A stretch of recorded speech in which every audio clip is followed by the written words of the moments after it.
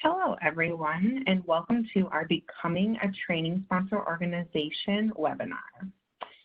This webinar is geared toward provider organizations who are providing professional development to staff or want to provide professional development to their employees and want their professional development hours to be verified on their profile and learning record as soon as the professional development is provided.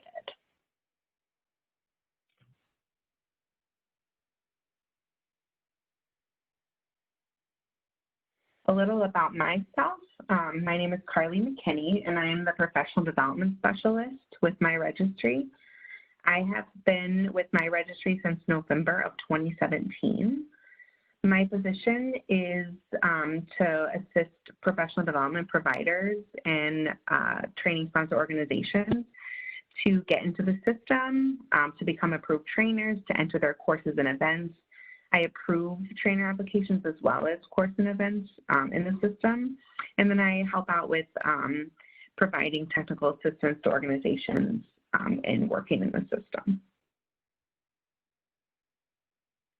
Our presentation is going to be broken down into 3 parts.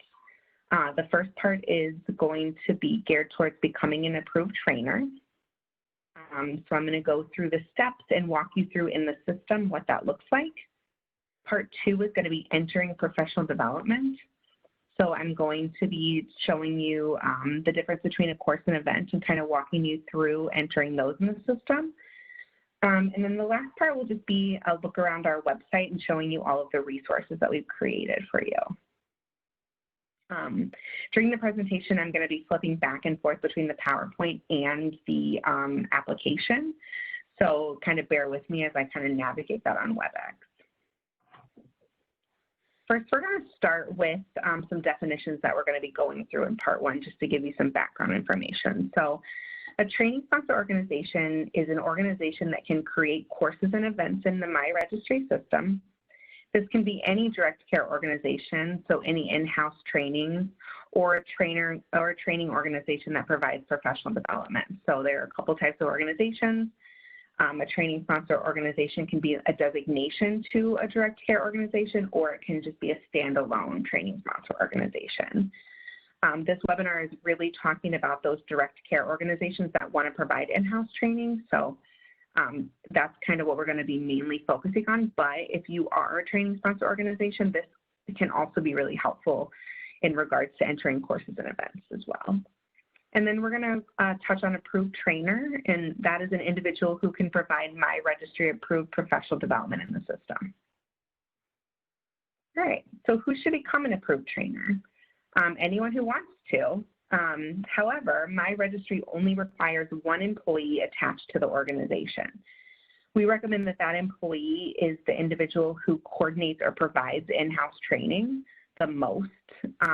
Best practices really does state that anyone that is providing training within the organization become an approved trainer, but it only requires 1 to be attached to your organization. So to become an approved trainer, there are really only 2 steps.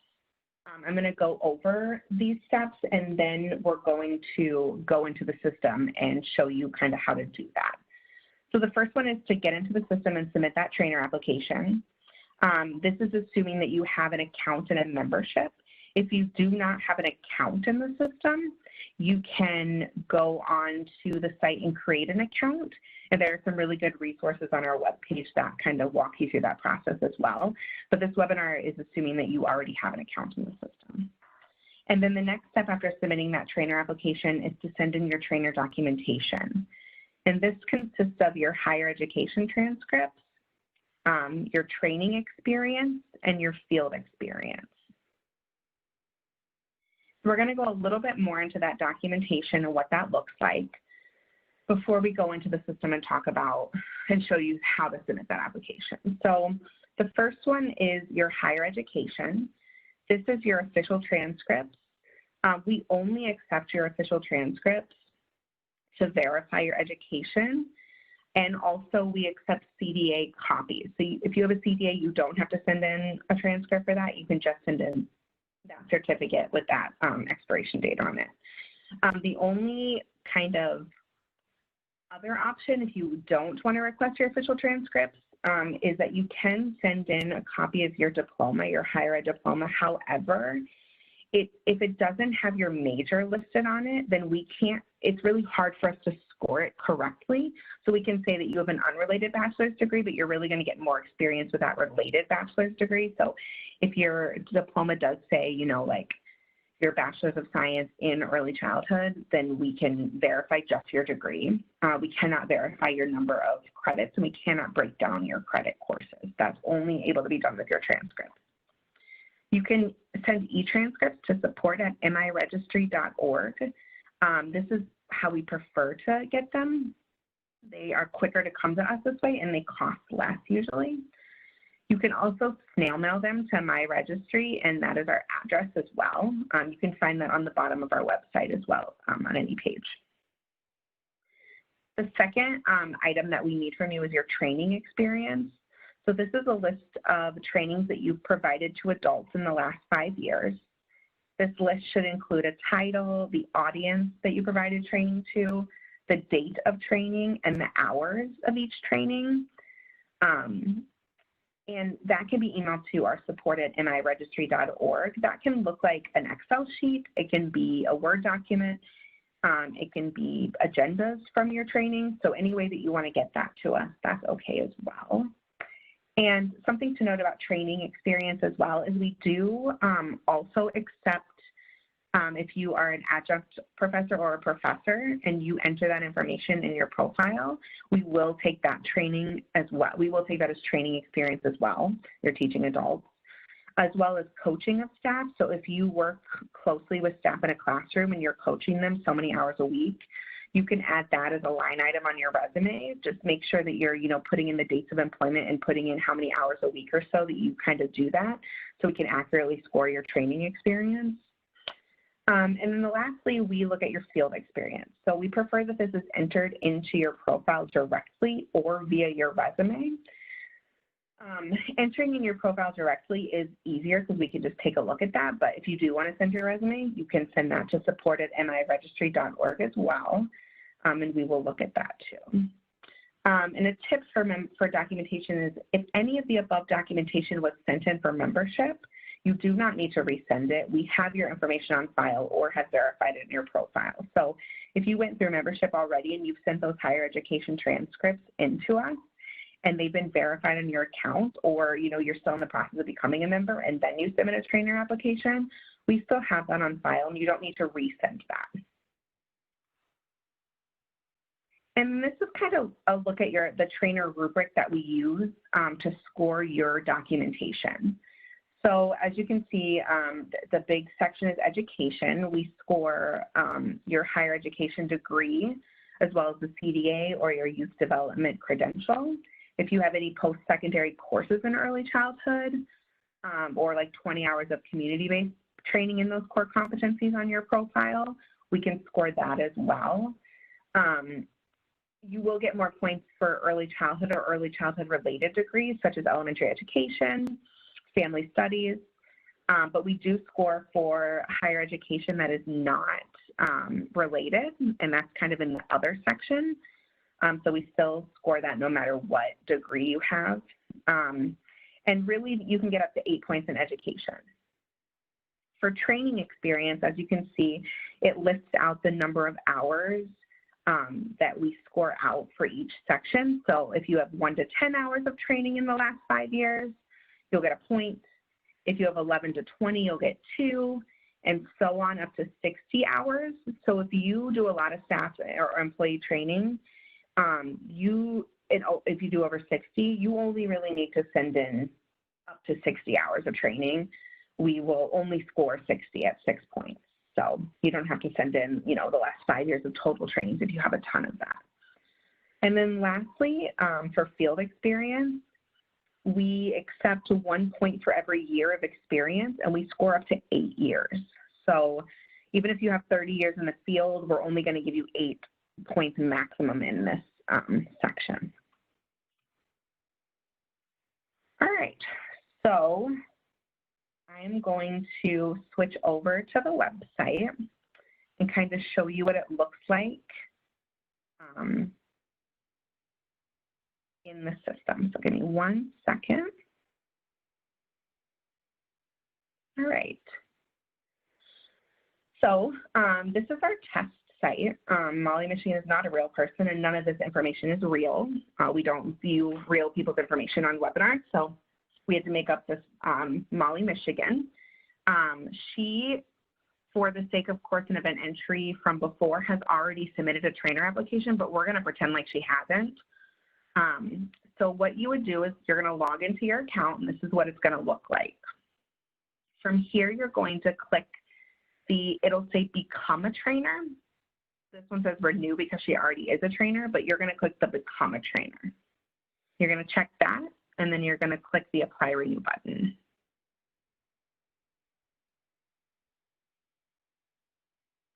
And this is going to give you an overview of what the membership application looks like. So these are the different pages we're going to go through to enter information.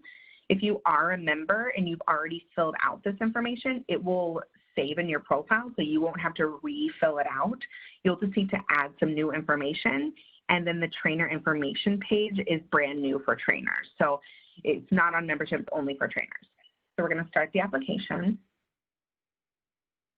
And the first page is going to be your personal page. So it's going to give you information that you would have already entered, a lot of it when you created your account. So there might be some additional information, but basically it's what you kind of entered when you created your account. So you can kind of scroll down and enter any information that has an asterisk by it.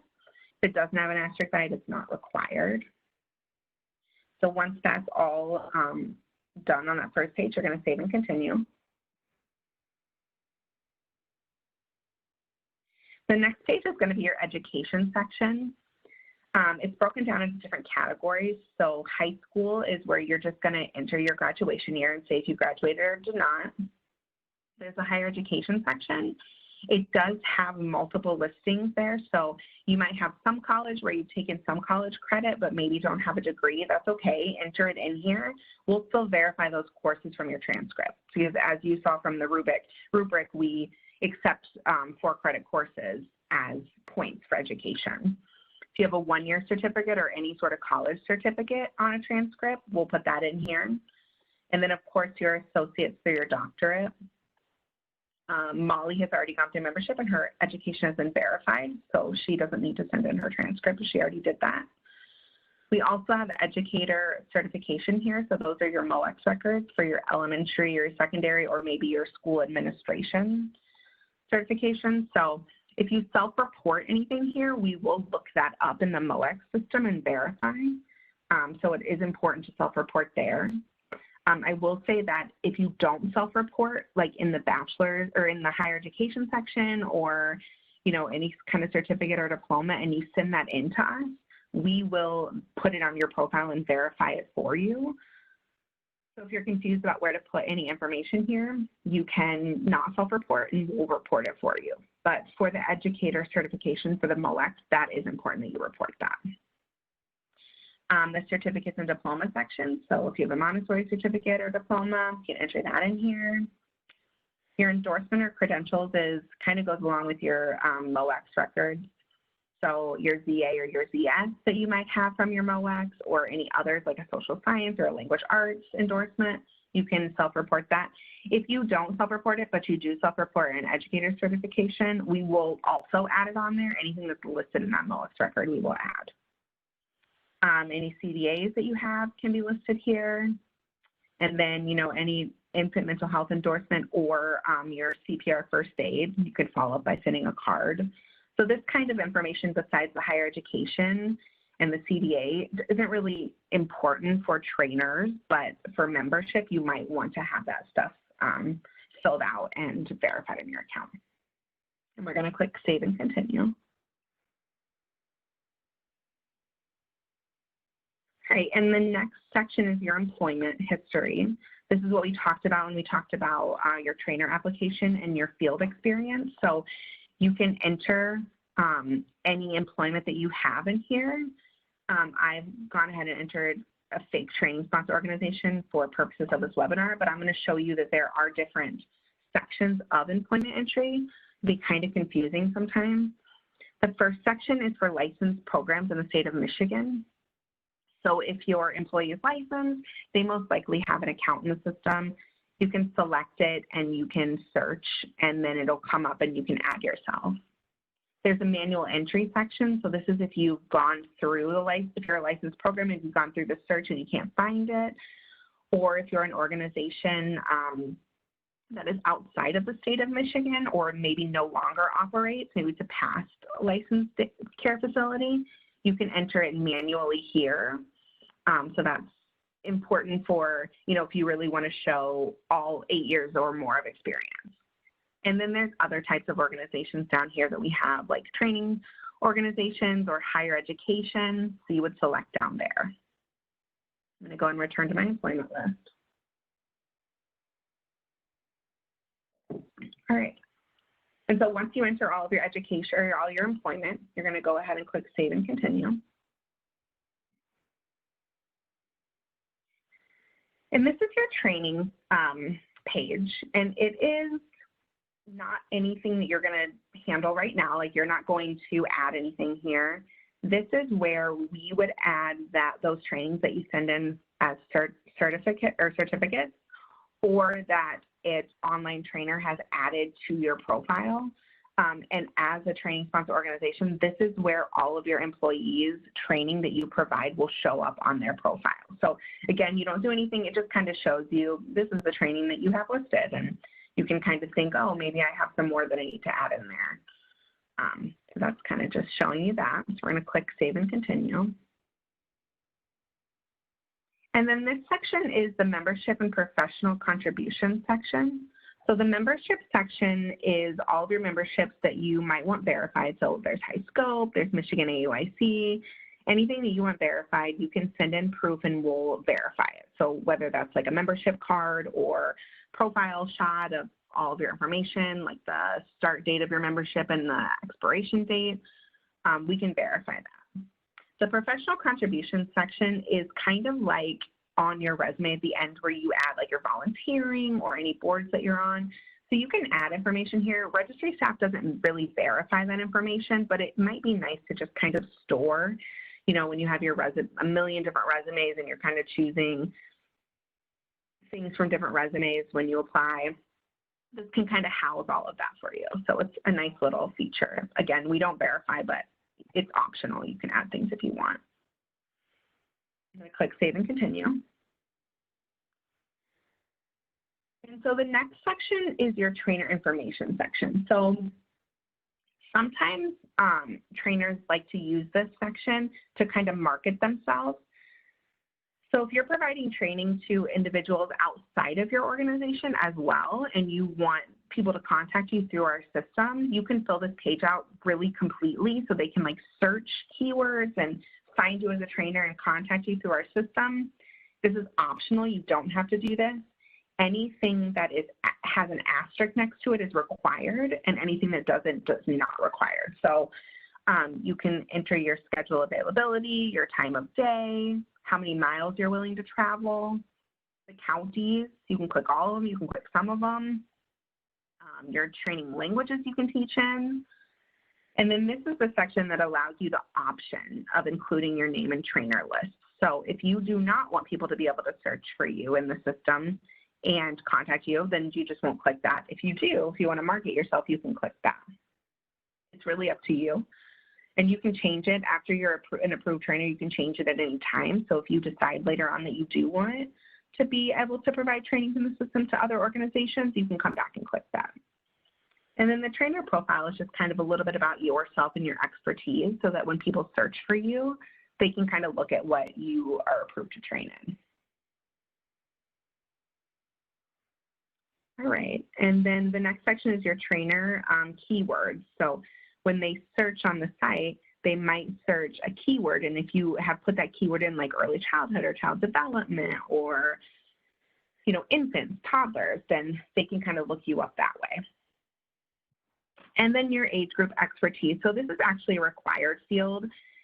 For trainer approval, we don't look at this and say, oh, we need proof of that. It's just required by our system. So you can check whatever you feel like you are qualified to train on or you train. You can add documentation if you want. It's not required. And then the core competency areas are also required, so you just need to choose at least one. If you're not providing training to people outside of your organization, I just choose one and then kind of move on. If you are, you know, you might want to be able to do that and click those for people to search for you. Again, you can edit this at any time after your trainer application is approved. So I'm going to go ahead and click Save and Continue.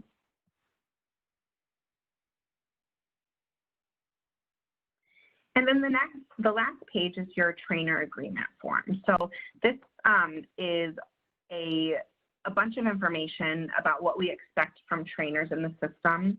It's pretty basic. It does have some links for codes of conduct as well. This document is also on our webpage under our resources, which I will show you when we hit the resource section. So you can go back and kind of have that on file if you want to kind of look at that. But I recommend reading through it, and if you have any questions, let us know. Once you have read through it and you agree, you can acknowledge it and save and continue.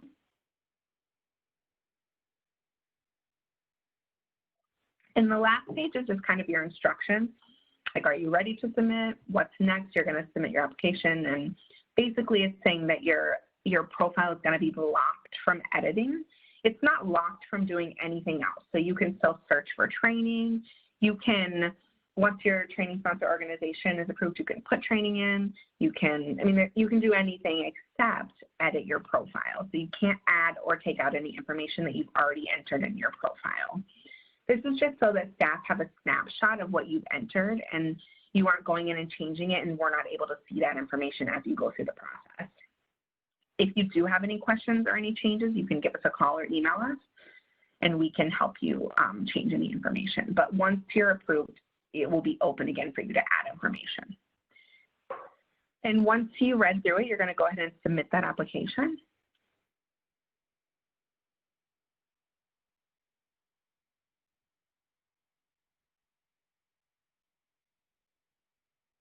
And it's going to say it was submitted successfully. The system likes to tell you have 10 days. We just say get it in as soon as possible. Your trainer application won't cancel in 10 days. It's just that we like to try to approve people quickly. So I don't recommend saying I have no documentation to submit, because as a trainer, you probably do. And even if you don't, that's okay. But I just would not click that. And then return to my profile. And this is when it's going to show you that you've applied. You can't edit your profile. Tells you when it was submitted and it's in process. So that's kind of what the trainer application process looks like. So I'm going to switch back over to our PowerPoint.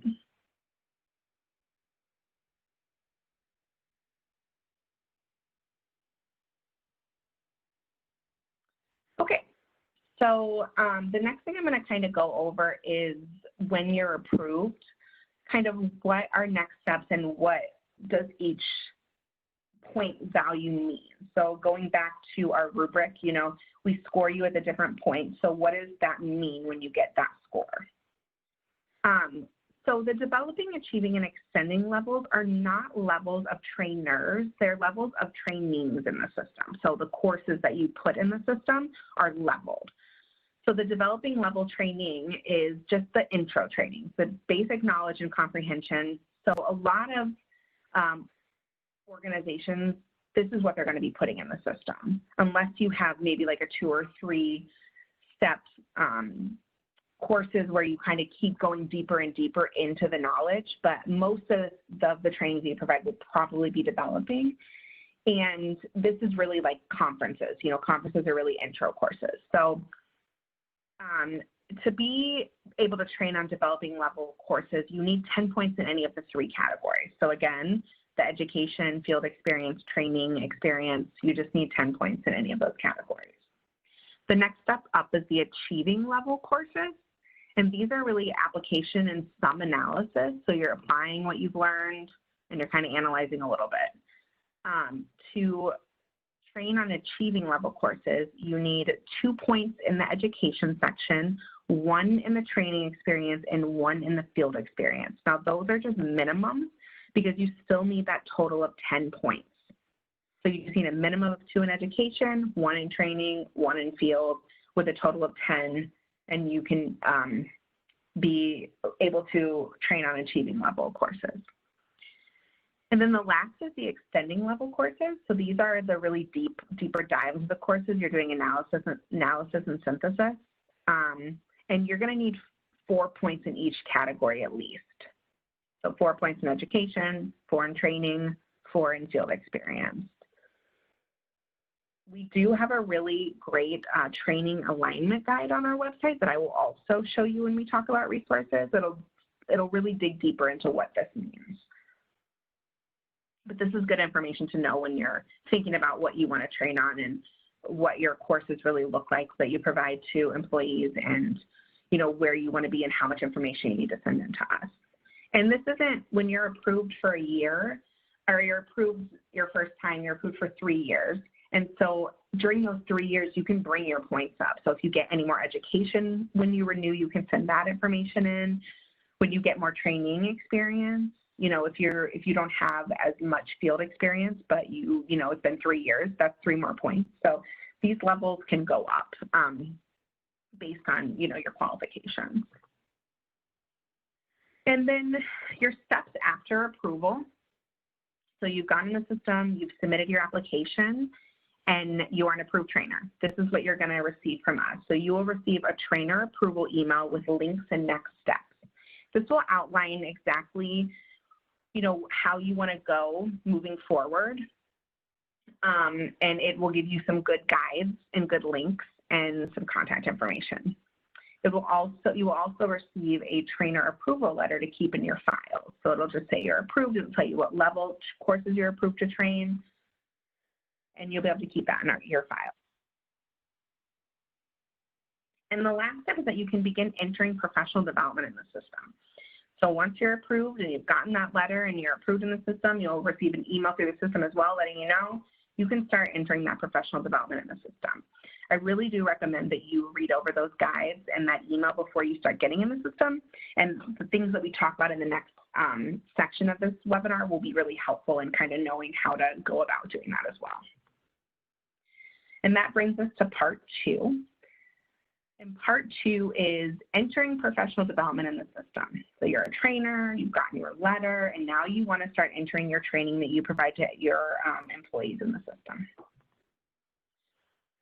Some definitions for part 2 is authorized trainer. So I know we talked about an approved trainer earlier in the webinar, and an authorized trainer is different. So an authorized trainer is a trainer that is added to a specific course in the system, allowing access to create those events.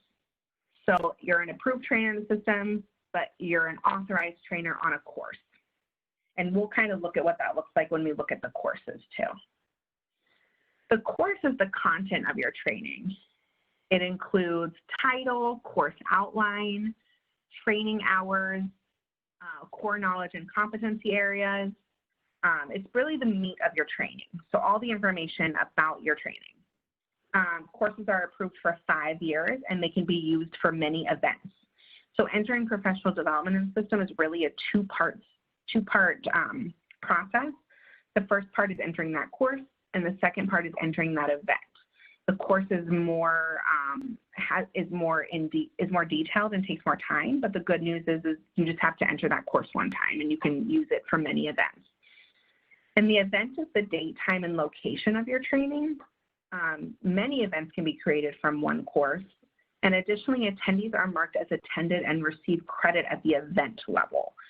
So this is kind of an easier process, but it also is where your individuals and your employees are going to get credit.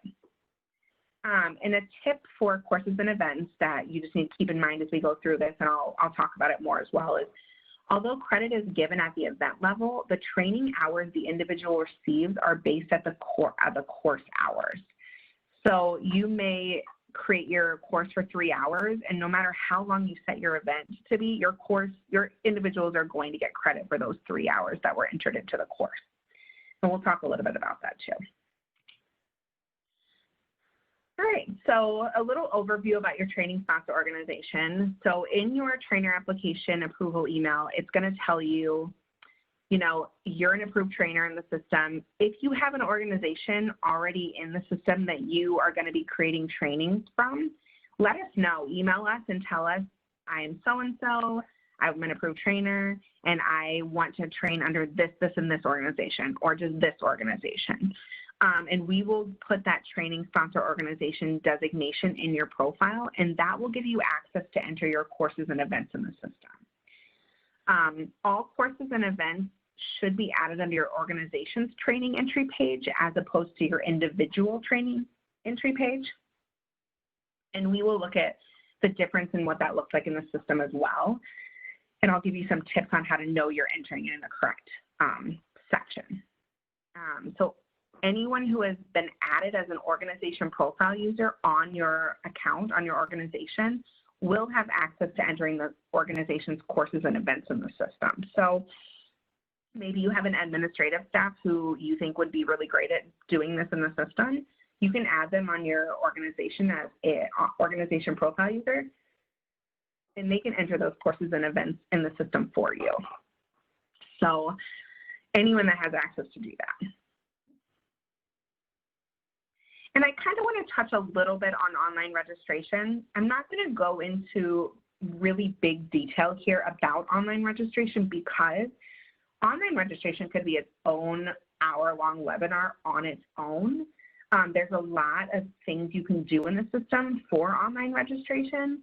I recommend that if you are interested in using online registration through our system, that you reach out and let us know, and we can kind of tailor maybe like a technical assistance call with your organization or anyone that's in your organization that's going to be using the system to input courses and events, and kind of show you exactly how to go about doing what you need to do for your organization, because there are just so many combinations of things you can do. So I'm just going to go over the basics of online registration. There are going to be some guides and steps for you in your trainer approval email that will also walk you through this process. Those are really good guides. Again, you can kind of follow through those if you decide to do it. And it should, you know, walk you right through it. You can always contact and let us know. So the first thing to know about online registration is that right now, a Stripe account is required for you to utilize online registration in our system. So a Stripe account is really like a PayPal account. If you aren't charging for your trainings, you'll never use it. It just has to be set up right now and linked in your account. There's a nice guide that comes out in the letter that will tell you all about Stripe. But if you have any questions, you can let us know as well. Online registration can be useful for organizations with a lot of employees. So if you have, you know, multiple sites and 400 staff, it's going to be really time intensive for you to add all 400 staff to all of your trainings that you provide in the system. So it might be useful for you to be able to have them register themselves, and then you would just go through and check that they've attended. There is a registration page link that's available for employees to register themselves, and that is only with online registration. If you do not use online registration, you will add your employees to the roster after the event is complete, and they will receive credit that way, but you will have to manually add each of them. So if you don't have a very large staff, online registration might not be for you. You know, adding 12 staff to each training is not super time intensive, and I'll show you how to do that as well. So I just want to touch on online registration, but again, if you have any questions, feel free to reach out. There's a lot of things you can do. Having online registration does not mean that your training will be on our training calendar. There are ways to mark it for not being public. So you can, you know, think about it and let us know how you feel and if you need extra assistance in online registration. I'm going to go through how to submit a course on the steps on the slide. We wanted to kind of write them out for you to have. We also have guides that we will show you, but I will also be showing you in the system step-by-step how to submit a course. So the first step is that you're going to navigate to your organization profile. You're going to hover over the black sidebar and click Training Entry. You're going to click the Courses tab. On the Courses tab, you're going to click the New Course button, and then you're going to enter the course information and click Submit. Course approval can take up to 6 weeks, so please plan ahead. But these are just kind of the steps. Again, they probably don't make a lot of sense except for that black sidebar that I know pops out a lot. All right, so I'm going to navigate back to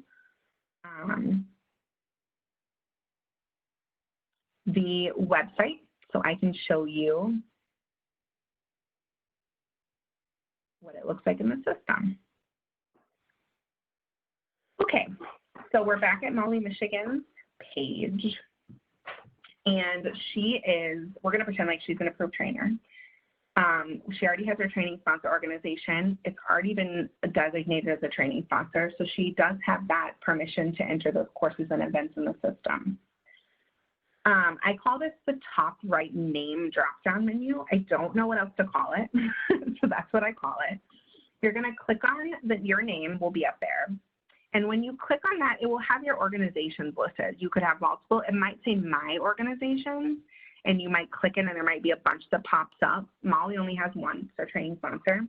This is always what you're gonna do when you enter courses. So Molly is gonna have this training entry available on her individual profile, but we don't wanna enter those courses there for her organization that she's providing professional development for.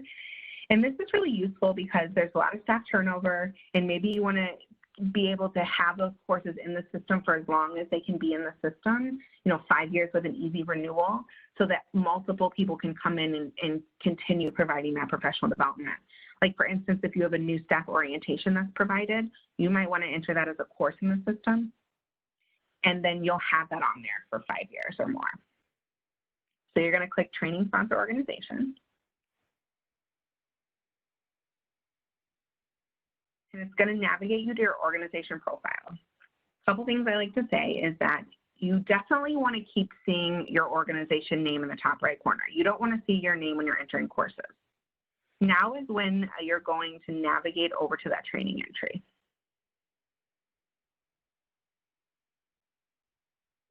The first page that it's going to pull up is going to be your events. I think the reason that it pulls this up is because events are what people work in the most, as opposed to courses. So this is kind of where those are listed. Again, double check. It says training entry with your organization name listed. If it just says training entry, you're on the wrong section. You need to navigate to your organization. You're going to click on the courses tab.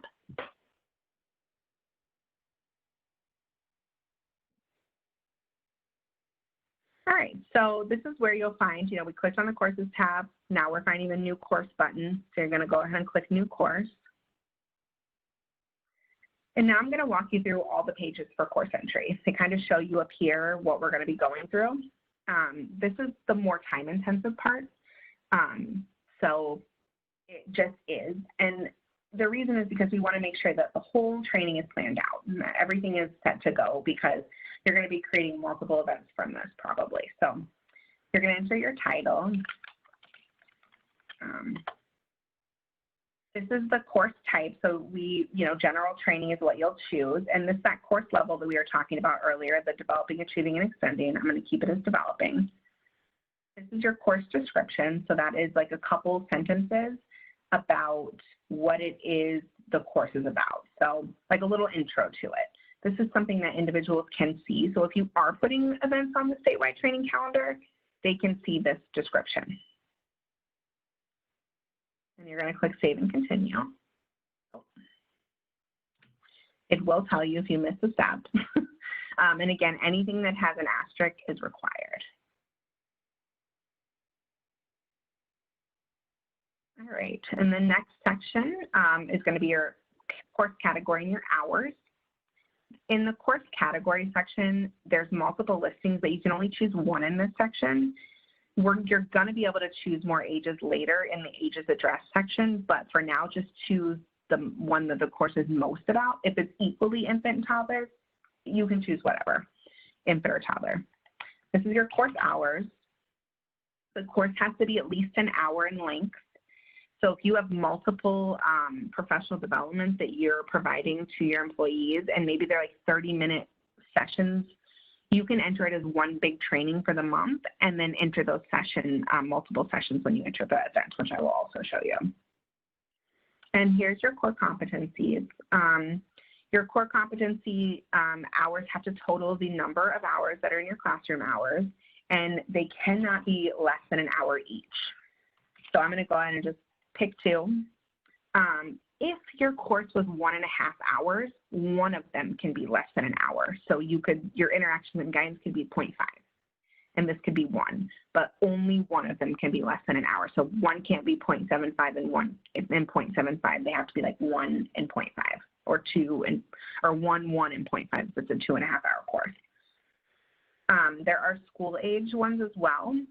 The early childhood core competency areas will auto-select CDAs for you, but the school age will not. And I'm going to click Save and Continue. All right. So this is really the largest section of course entry. Again, if there's not an asterisk, it's not required. So if there's no prerequisites to your course, just don't enter anything. You don't need to put NA. If there is, say it's like a part 2 of a 3-part series, then maybe you will want to say part 1 is required. Your learning objectives are, from this training, participants will, and then the list of, the things their participants will know when the training's over. Learning objectives are able to be seen by people that register as well as prerequisites. The outline of training is really what we look at a lot when we approve courses. So this is going to be, you're going to list out every section of your course, the time in each section. So say you have a welcome, and it's going to be 10 minutes, and your activity is going to be like a name game. And then you can describe the activity here. And then your next section is going to be maybe objective 1. It's going to take you 45 minutes. It's going to be PowerPoint, group share. You're going to kind of list that out. We want to know that you've completely planned out your course. And this is especially important for courses that are like 6 hours, 5 hours, longer courses or all-day trainings. We want to see that you've really planned that information out. There is a place you can upload a PDF or a Word document, but you still have to type things in this outline and training content. So if it is a Word doc, you can copy and paste it in, that's fine. You can upload if you want as well, but really it needs to be in here. Your assessment of learning objectives is just how you're going to evaluate what your participants have gained. So this could be like a question and answer session or a pre and post test. So any way that you assess that. Your training evaluation could be, any sort of evaluation that you would give at the end of a training for participants to evaluate. Our system does have a professional development evaluation that it sends out to individuals that are marked as attended on the course, and they can fill that out. It's not required. They will still receive credit even if they don't fill it out. You can view that as the trainer or as the organization, the results, if at least 4 people fill it out. And I'll show you how to access that in the event as well. So you could just put in here like MiRegistry PDE, that's fine as well. And then the major resources used to develop the training, not required, but if you want to put in some links and some resources, you can.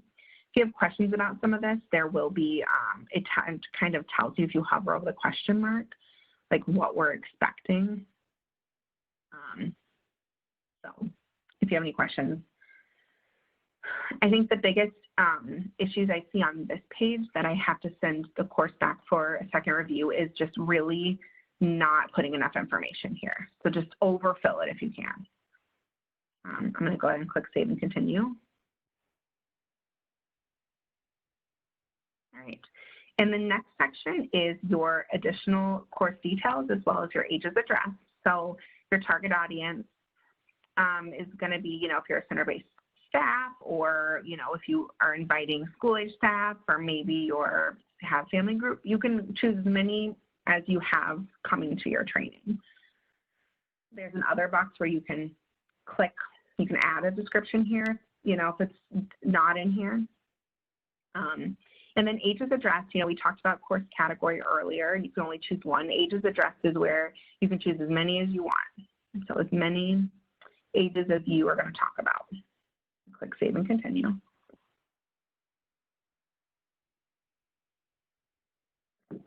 And then the last page before we submit is the trainer page. So most likely it's not going to be a training of trainers. We don't do a lot of those in our system. You can keep that at no. This is the authorized trainers that we were talking about. So I recommend choosing yes, and I recommend adding your approved trainer from your organization. And the reason that I recommend this is because when you create events in the system and they're sent to us for approval, they're not always sent to us. So usually the first time you create an event from your course, it's sent to us for approval. But other than that, a lot of courses are auto-approved in the system, which is great because as soon as you put it in, it's there to be able to add your attendees or market it or whatever you're going to do with your event. But if you don't have an authorized trainer chosen, it's not, it's always going to come to us when you add an event to it. So I just recommend putting it in. It's going to say pending here. That means that I have to approve them. Another mistake that individuals make is that they'll add a trainer that's not approved to train on a type of level course. So if Molly's only approved to develop or to train on developing level courses, and this is an extending level course, she's not going to be approved for the course. So you just need to make sure you're kind of looking at that too. This Great Start to Quality Training Scheduler is really geared towards other Great Start to Quality resource centers who are sharing courses with each other to provide. So I would keep it at no. I mean, it doesn't hurt to keep it at yes. They're not going to, you know, to take over your course and create events from it. But, you know, if you want to keep that course private, I recommend clicking no on that. And then you're going to save and continue. And this is where you're going to review your course and submit it. So give it a good look at. You can always save at any time. So if you're going through this course on any page after the second page, you can click save. It's going to stay in a in process status, which we'll talk about the statuses as well on this webinar. And you can go back to it at any time by navigating to your organization training entry page and clicking on that course and going through and resubmitting or submitting. So you're going to look down and make sure everything looks good. And once you have everything that you want, you're going to go ahead and accept those terms and conditions. You can read over them and accept, and then you're going to submit for approval.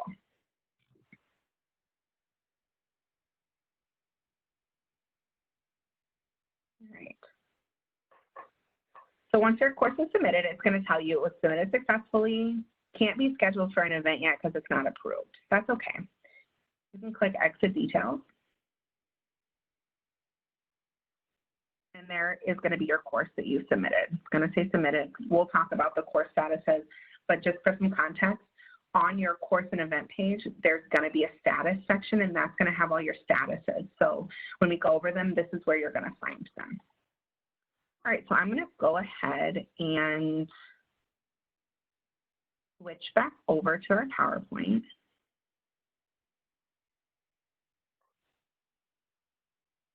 Great, so we did talk about,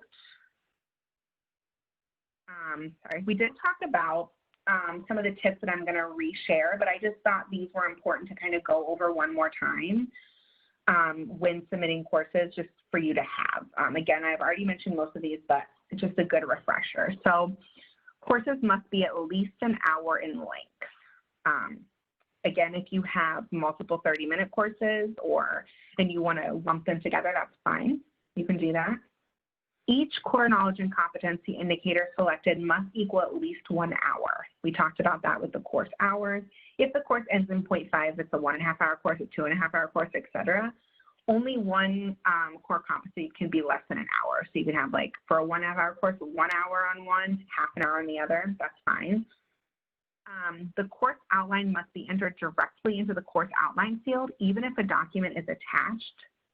So we talked about that. I get this a lot. I get a document attached and it says, please see document attached. And we are requiring that you enter the course outline information directly into that field. So you can still attach the document, but we just need that information that was in the document in that box. This should include timeframes, methods, and activities.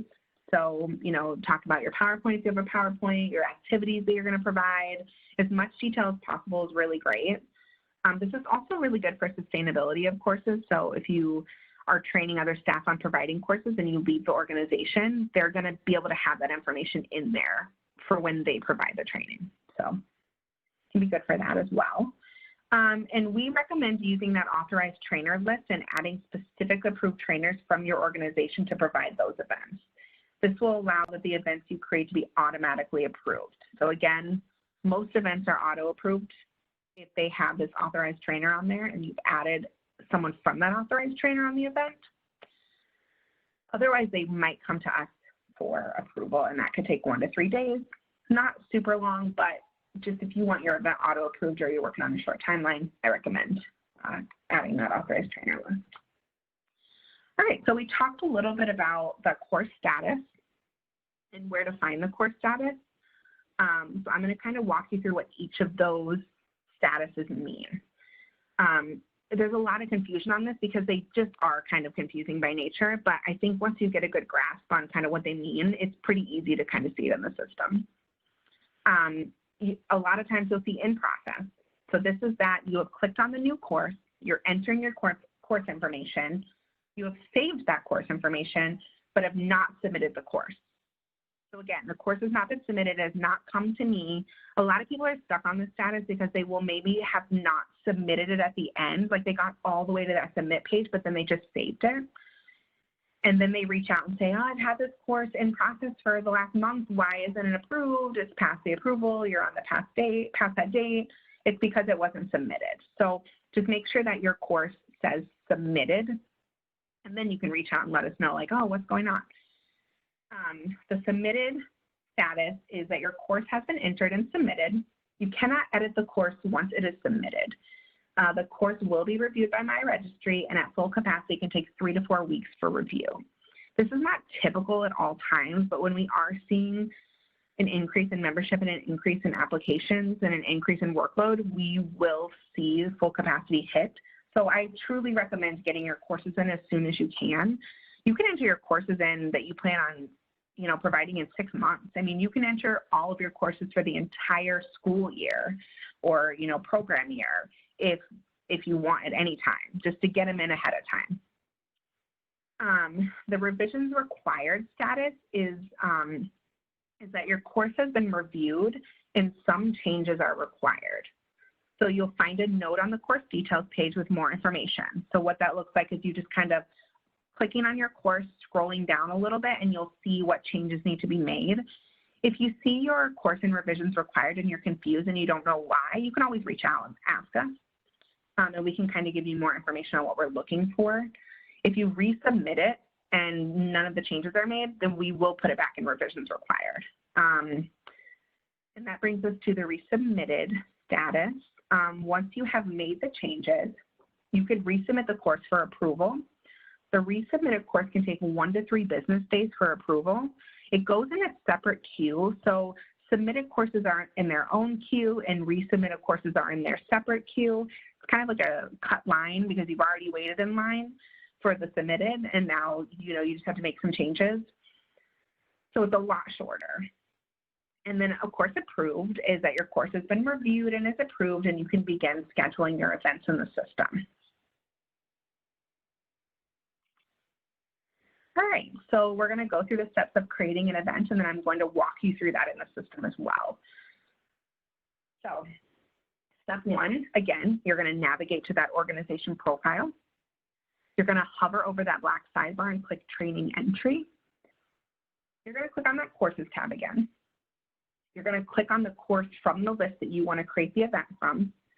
You're going to click the Schedule Event button, and then you're going to enter your event information and click Submit.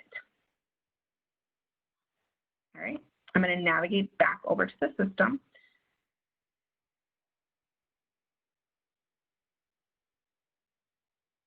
Okay, I'm going to go ahead and start from step 1, just to reiterate how important it is to enter it in the right section. If you do enter a course in the wrong section, we can transfer it over. Our developers do that on the back end, but not instantaneous. It just depends on their workload and how long that can take. So it could take 1 day, it could take 2 weeks. So we just recommend really putting it in the right section. So you're going to click on the top right name dropdown, click on your organization.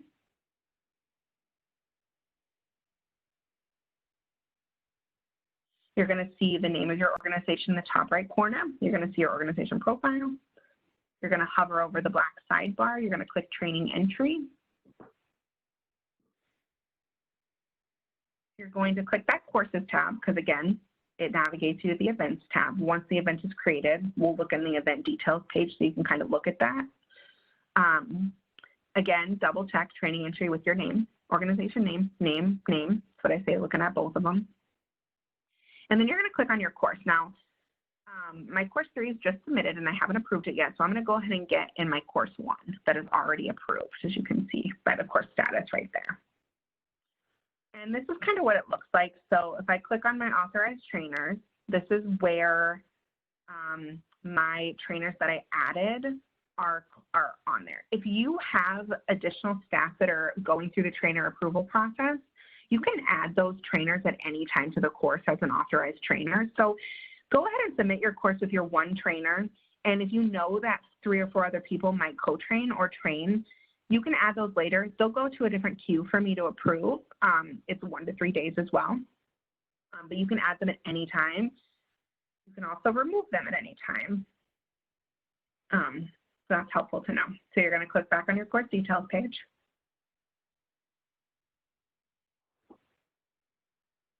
All right. So we're on our course details page, and I'm going to go ahead and click on that schedule event button.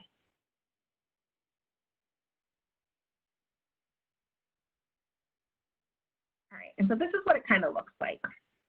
The first page is just making sure that you chose the right course. Like, this is the course you want to create the event from.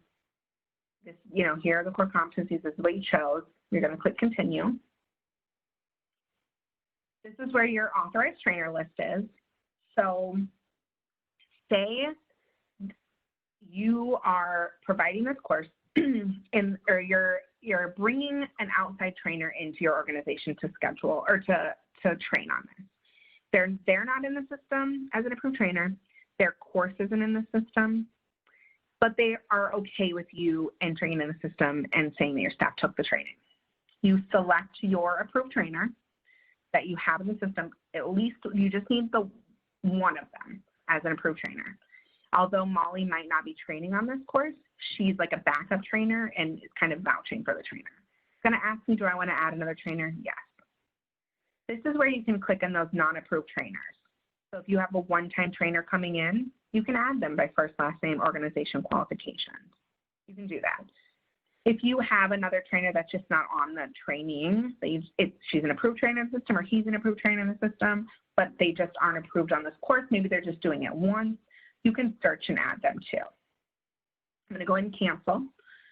But Molly Michigan is approved. She's on this list. She's an authorized trainer. It's going to tell you right there. And I'm going to go ahead and give her administrative access. Now, Molly has administrative access or organization profile access on the organization page. So she already has that administrative access. But if you have another trainer in the system that maybe you're partnering with that isn't going to always train on this course, but maybe they're just doing it this one time, and you want to give them that access, you can check that box. That will give them access to add to the roster, to update any information on the event. So you don't have to, you can. Again, Molly already has it. I don't really need to do this with her, but I am just going to. If you messed up and you need to add a trainer, just click that and you can go back to the add a trainer. We got the training language. There's lots of languages listed. If you don't see it, you can click other. This is not a required field, but I just recommend putting it in. There are other trainings in our system that are in different languages. So you're going to click continue. This is your assessment of learning. So we kind of talked about this at the course level, but you're also going to choose it at the event level. So say you're going to do an observation and a pre and post test. You choose as many as you want. And then your delivery method. So I know there's not a lot of face-to-face going on right now, but I'm going to click face-to-face just for the sake of events, and I know that there will be coming up. So there's conferences, there's online self-paced, There's online interactive, correspondence events, so all kinds of different events. Choose whatever fits your event. All right, so the next section is your location, event, and time. So really like the important information is coming up. We talked earlier about showing events in the public search results. And so with that online registration piece, you can still have that online registration, but not show it in the public search results. But if you are a direct care organization and you are only training your employees, you might not want it shown in the public search, and that's fine. You can click no. Again, if you are using online registration and you want to send that registration page link out to your employees, you can still click no here. It doesn't have to be shown in the public search results to grab that registration page link. I'm going to keep mine as face-to-face classroom based. And then the location part's a little tricky. You'll click this location section and you can type directly in here, and then you can, once you type it in there, it'll be there. I recommend adding to your save location. So you'll click save locations to click plus location and then add the information in there. It's just easier to have it. So if your direct care organization is always going to have trainings like at your organization, you might as well just add it because it's so much quicker just to select. Once you enter your information, if you want to add it, you can also add down here. And then the event date and time. So there's a couple different options here. The self-paced option is really for those correspondence events, or a better way to say it is that they're for events where not everybody is going to be finishing on the same date. So say you have say you're doing a 3-hour training. Your 1.5 hours is going to be in person. You're going to be in a classroom, you're going to be training. But the other 1.5 hours is going to be homework based. So they have to read some books or some literature, and they have to answer some questions and turn in some homework, and then they're going to receive credit for that. So you're going to say that it is self-paced. You're going to put a start date. I recommend putting the date that you're either handing out materials and saying you can start, or the date of your in-person classroom training if it's going to be a blended. So you're going to pick a start date and you're going to pick an end date, and you're not going to pick hours. Now, the course already dictates how many hours your employees are going to get for this training. So that's okay. It'll already say that. It'll give them the full 3. When you enter your roster, after the event has been held, the in-person part, and the first person turns in their homework, you're going to enter a date of completion next to each individual that completes it, because odds are they're going to complete it on a different date. That's what self-paced is for. I'm going to go and click back no, because for this intent and purposes, we're going to keep it as not self-paced. The multiple sessions is helpful for those events that we talked about, where you might have like 5 30-minute events, but you're smushing it all into one training via this event, but you want to show that the events took place on different dates. So you're going to say, yep, it's a multi-session, and you're going to add a session. You know, your session date, your time, your end date. That's a multi-session. You can add multiple of those. So you can have 5, half an hour, you know, however many you do. It's going to sum up into one lump sum from that course, but they can all be listed out. For this event, it's not going to be, because I want to show you the clock feature, which can be difficult. So I just want to make sure we walk through that. I'm going to say that my event is June 22nd. The start time, you click on it and it brings up this clock. The clock's kind of tricky.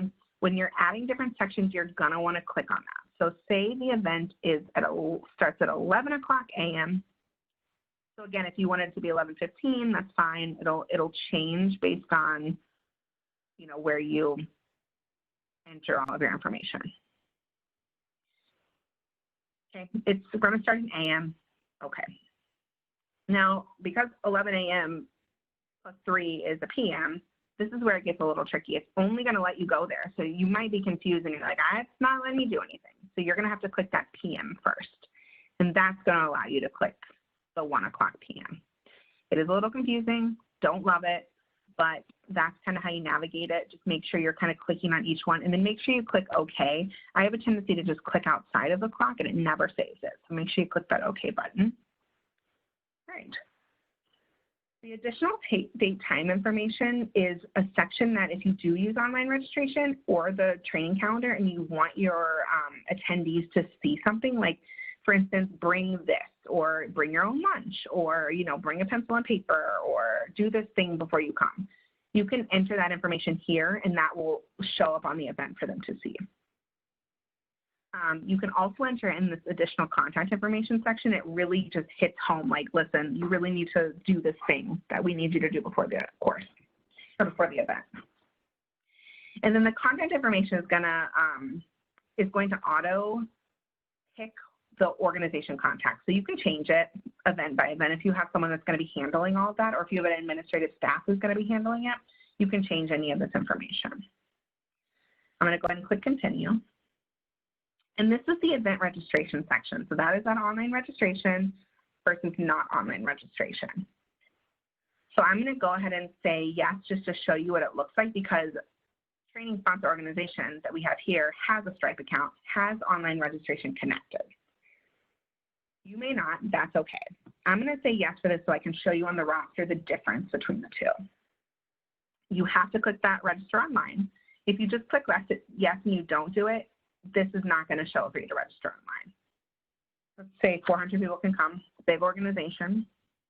Your registration start date can be chosen anytime. So my event's on the 22nd. So I'm going to say that people can register starting tomorrow or 5/30/20 from when this was recorded. And then the registration end date will auto select the date of the event. But if you want it to be like the Friday before, that's fine. This hide listing until registration start date is for course or events that you say, yeah, I want them to show in the public search results, but maybe not until the 30th. You can click that and that will help do that as well. I'm going to go ahead and click the Save and Review button. And it says my event is saved. Now, the event is just saved. So this will be in a draft status, not submitted yet, because it wants you to look over the event and make sure that everything looks good. So we're going to kind of scroll down. Again, you can toggle back and forth between yes and no at any time. So if you just want to click no at first when you're putting your event in, and then later on you're like, you know what, I have about 6 spots left open that somebody can sign up for on the outside of my organization, I'm going to go ahead and put it on the training calendar, and they can register online and they can come, or they can call us and we can register them. You don't have to use online registration to use the training calendar. You can put a different page link in there. There's lots of things you can do. Again, please reach out if you have questions about registration, because there's a lot the system can do, a lot of bells and whistles. Here's your information. These manage buttons will still be there when your event is accepted. You're going to be able to edit everything except for the date of the event. If you have to edit the date of the event, you're going to reschedule the event. It'll show up after I submit it. So this, you kind of scroll down and kind of look at all your stuff, and then you can submit your event. There's a submit at the top, there's a submit at the bottom. Hopefully it is. So this course goes auto approved. It's already accepted, which means you can work in your event now. Up here is your manage online registration settings. Again, I'm not going to go into that. The registration page link is found in here, and all your registration settings are there. My registration is pending because I haven't created those. I haven't said this is what I want from my event. This is where you also enter your fee. If it's online registration, all that information's in here. There's that reschedule event button. There's a duplicate event button. So if you're giving this course one in a month, or you have 3 different sessions of it, you can just duplicate that event and change all the information, like the date, time, and location, or just the date and time, and it saves you a lot of time entering all the other stuff. You can manage at any time.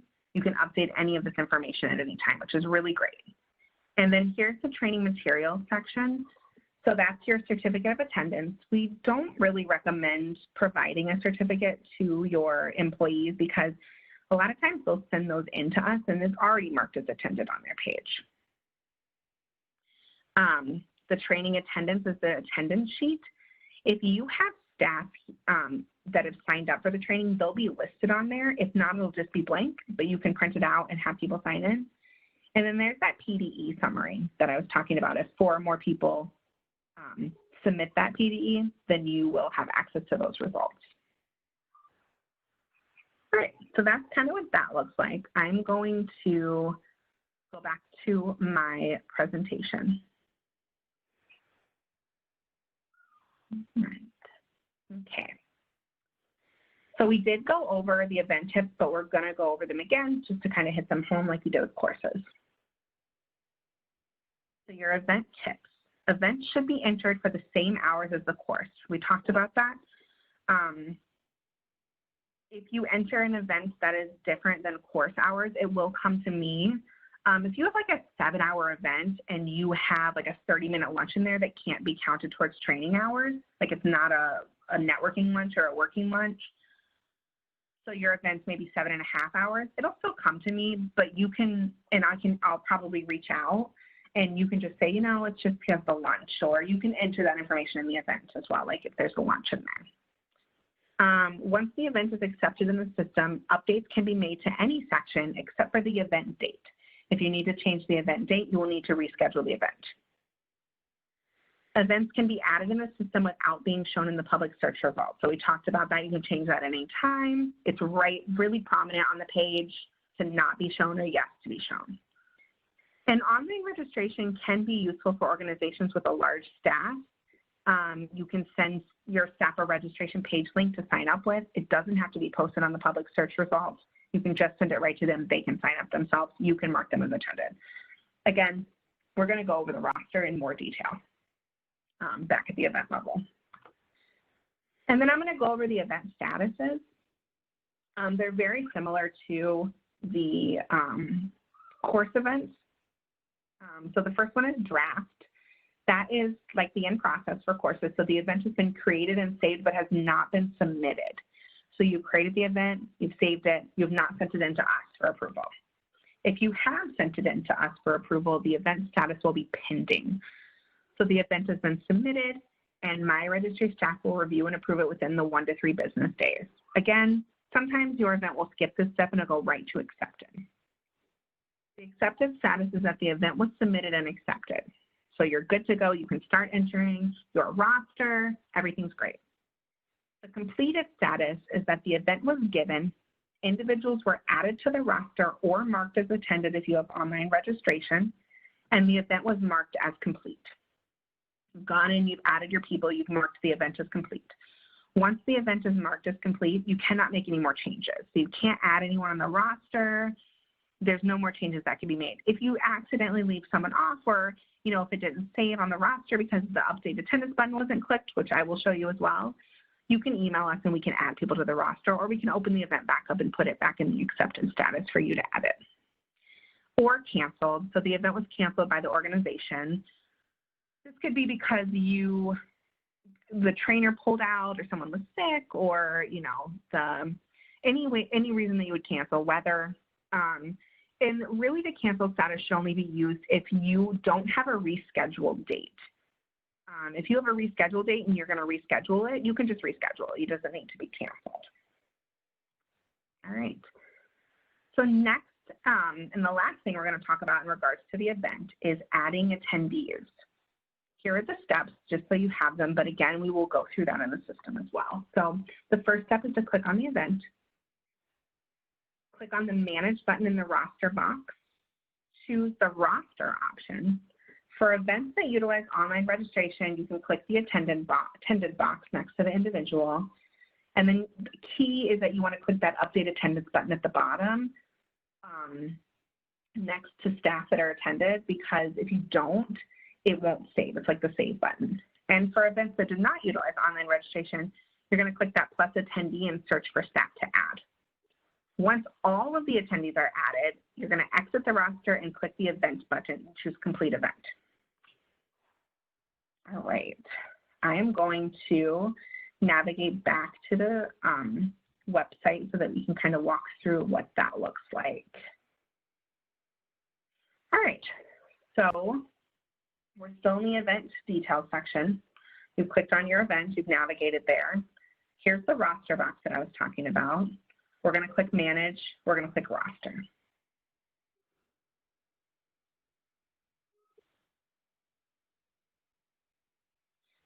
All right, so I'm going to go ahead and click Add Attendees. I'm going to pretend like this event didn't have online registration because nobody's registered. You can search by registry ID number. That's the best way to search if you have your employee's registry ID number, because it's going to choose the exact person it needs to.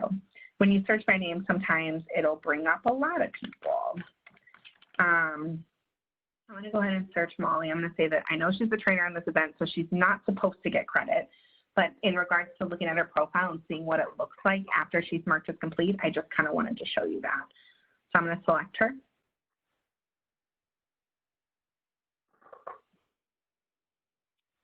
And then I'm going to complete her registration. I'm going to make sure that's her. I'm going to complete her registration. All right, I'm going to hide the form. So when I add her in the real system, if you don't have online registration, none of these boxes will show up. If you do have online registration, these boxes will show up. Now, again, the event isn't until June 22nd. I can't say she's attended because it's not past June 22nd. However, normally it would be there. It would say attended and checked. At the end of my event, after June 22nd passes, I'll be able to click that attended button and it'll go right to our training tab and learning record. If you do have a bunch of people listed and you want to click the attended box, you'll click all that and there's that update attendance button that I talked about. That is really to save your attendees. That's what that's going to look like. So that's kind of how you work your roster. This can be a little confusing. So again, if you have any questions as you're working in the roster specifically, please let us know. But the biggest question I get is really, okay, I've added my individual, but there's no attended box to check what happened. Well, if you've added your attendee after the event and you don't use online registration, it just assumes that person attended. So make sure you're adding the right person. If you need to delete them, you can delete them. If you need to edit them, you can edit them. There's also a really nice email attendees feature. You can send out emails to them. Like if you have to reschedule your event, you can email your attendees to let them know you're rescheduling your event. That's really helpful. I'm going to go ahead and exit my roster.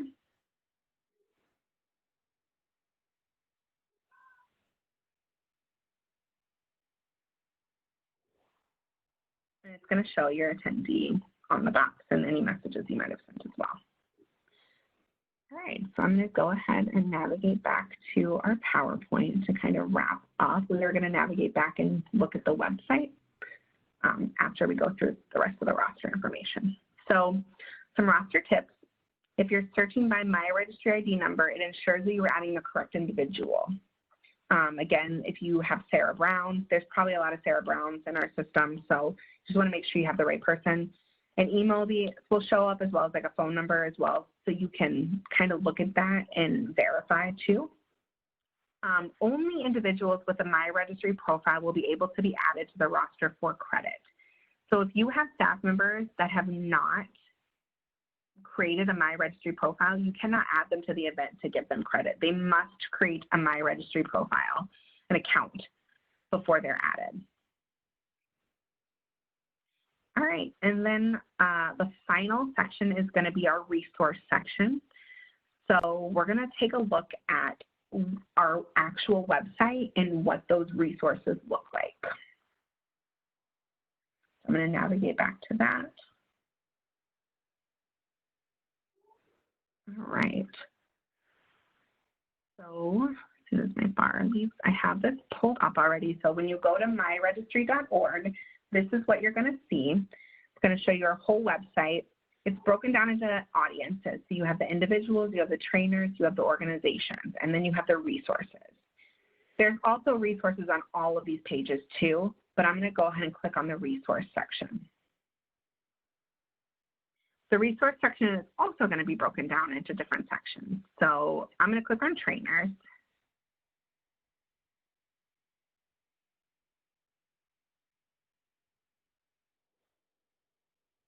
And this is going to give you all of the resources you need as a trainer. So there's the Become a Trainer, there's the training level alignment guide, the trainer agreement form we talked about, all that information. The organization information. So there's going to be your create training. All of that information is going to be right there.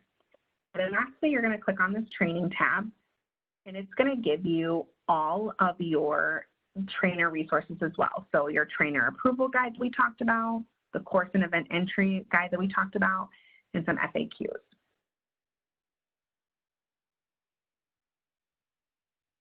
Again, I recommend really looking through that website and really doing a deep dive. And lastly, if you have any questions, please don't hesitate to contact us at support@miregistry.org, our ticketing system. I really hope that you enjoyed our webinar, and please feel free to reach out if you have any questions or need any one-on-one assistance. Thank you so much for joining us.